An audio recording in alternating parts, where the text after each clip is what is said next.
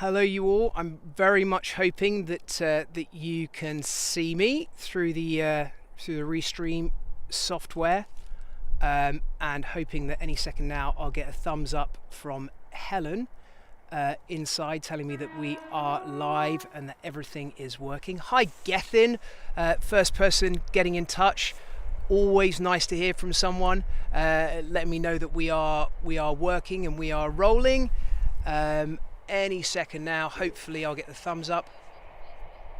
YouTube and Facebook, yes? Great. Okay, fantastic stuff. And is it going, Hells? Is it streaming okay? It's not glitching or anything? Right.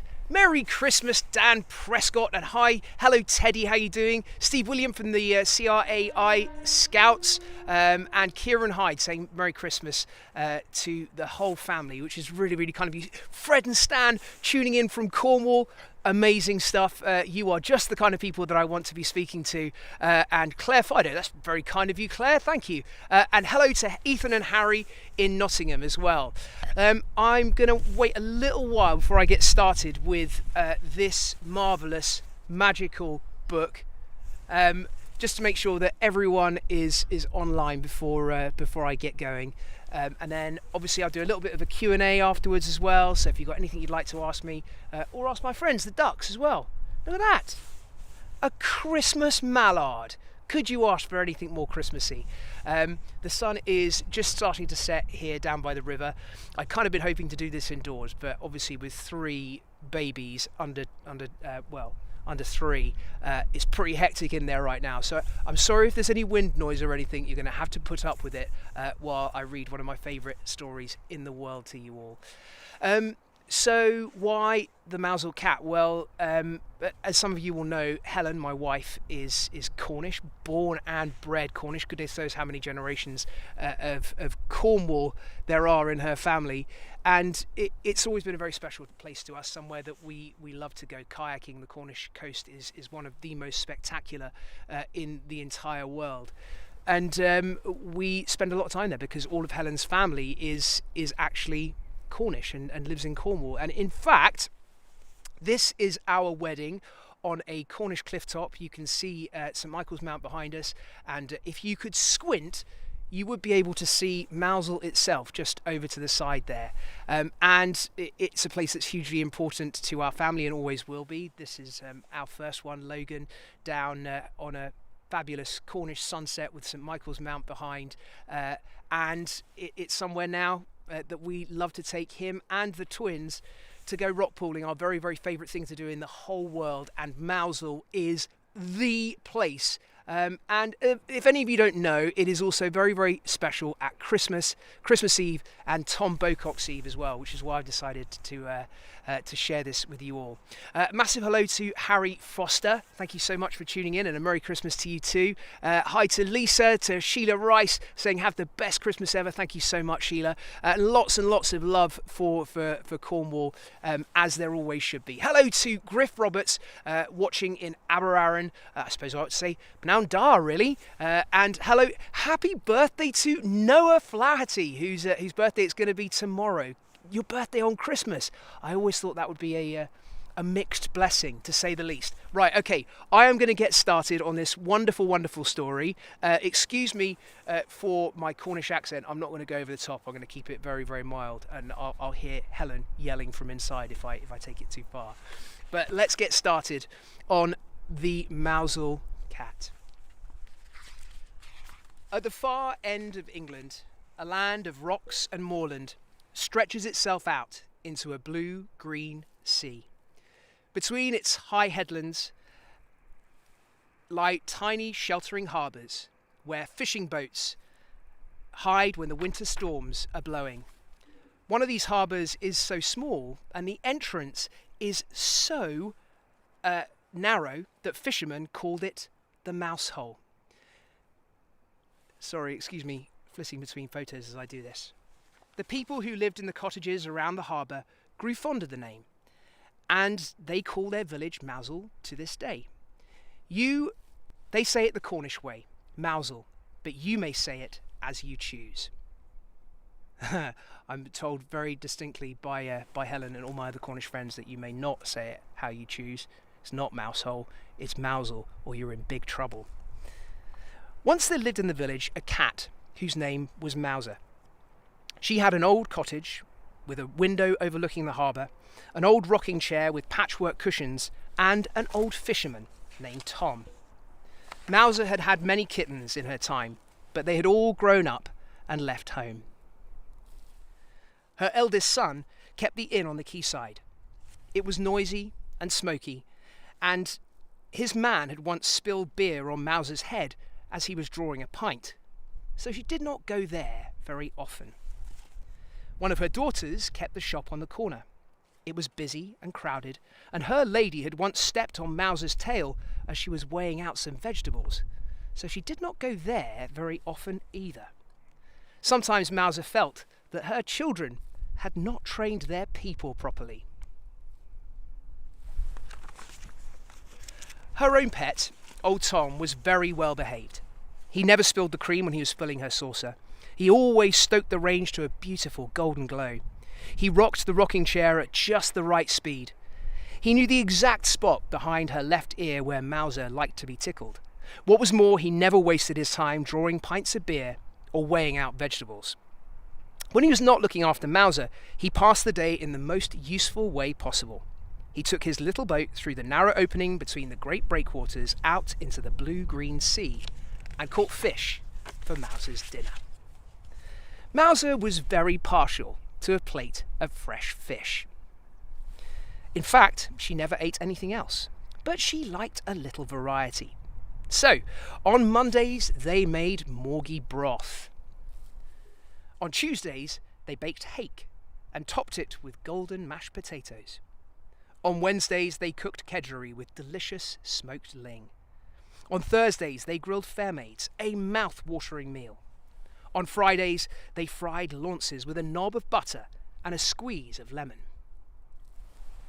On Saturdays, they soused scad with vinegar and onions, and on Sundays, they made stargazy pie with prime pilchards in pastry. All in all, Mouser's days passed very pleasantly. Then one year, there came a terrible winter. In England, the blue-green sea turned grey and black. The great storm cat is stirring, thought Mouser, as she watched at her window. The wind whined like a wild thing about the high headlands. It came hunting the fishing boats in their hidden harbours. When the great storm cat is howling, thought Mouser, it's best to stay snug indoors by a friendly fire. The sea drew itself up into giant waves and flung itself against the great breakwaters. All along the coast of Cornwall, the stone walls stood the shock. Then the sea sucked up its strength again and roared right over them, sinking the sailing boats in their home havens, but it could not get into the mouse hole. Mouser watched as the great storm cat clawed with his giant cat's paw through the gap in the harbour wall, but it was too small. He snarled and leaped up at the great breakwater under the lowering sky, but it was too high. The fishing boats sat safe as mice in their own mouse hole, but they could not get out.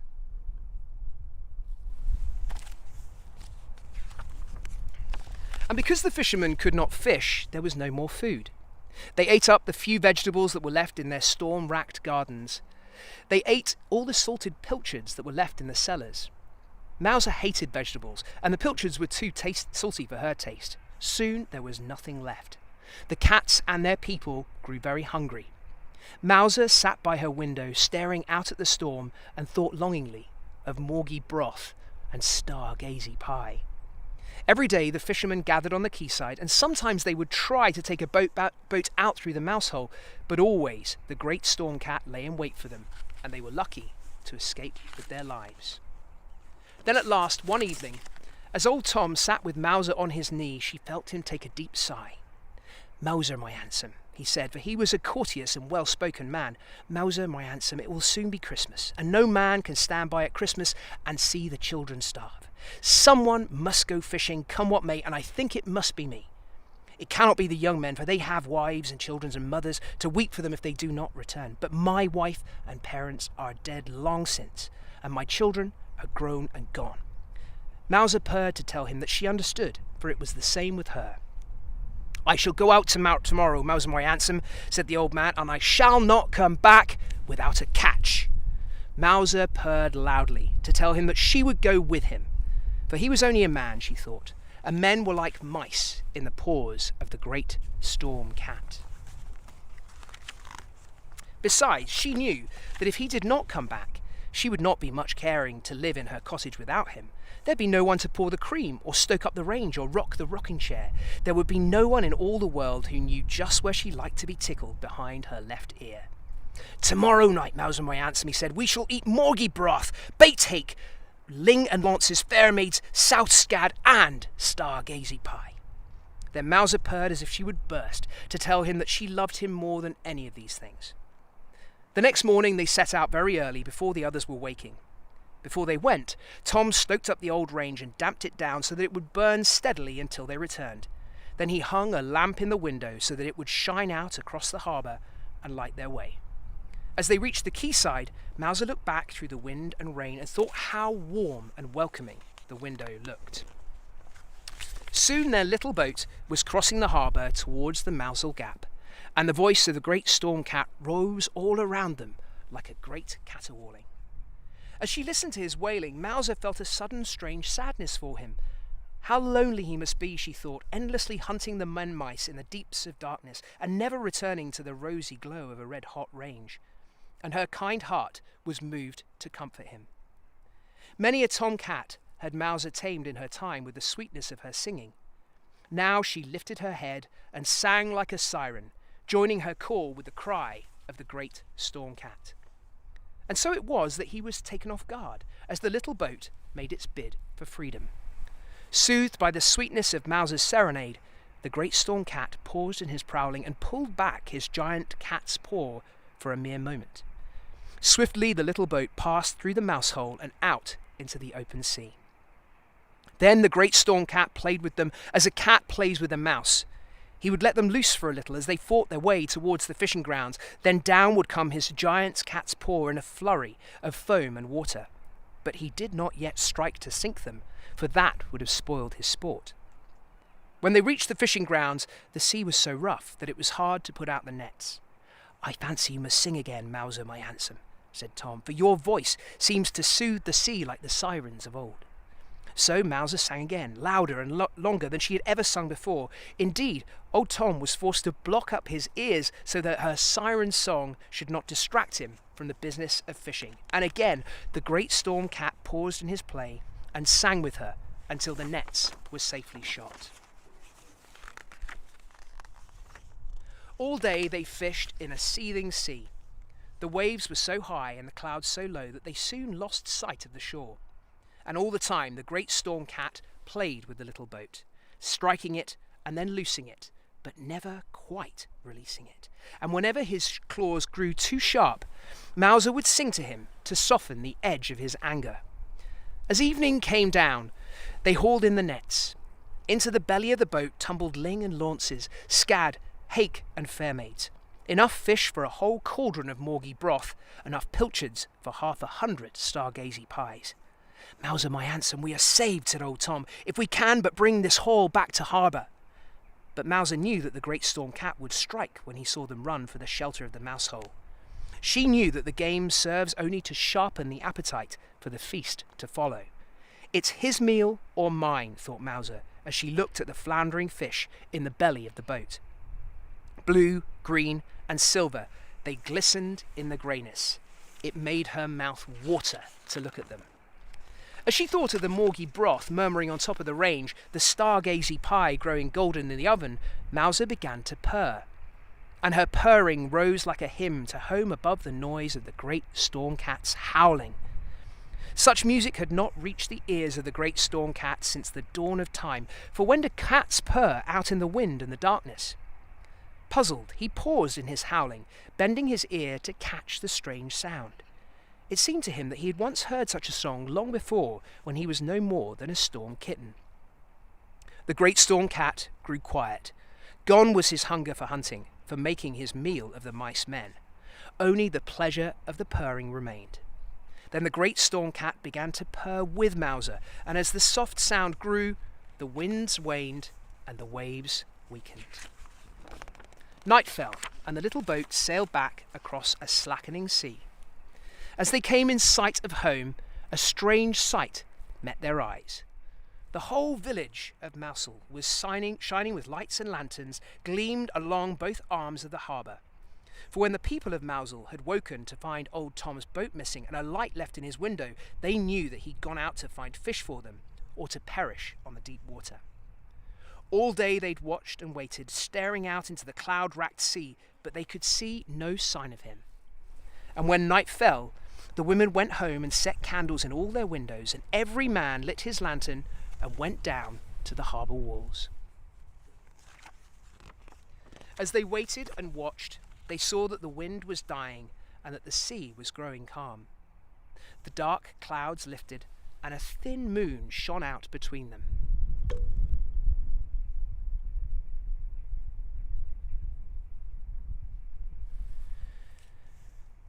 The dark clouds lifted, and old Tom and Mauser came through the Backshall Gap.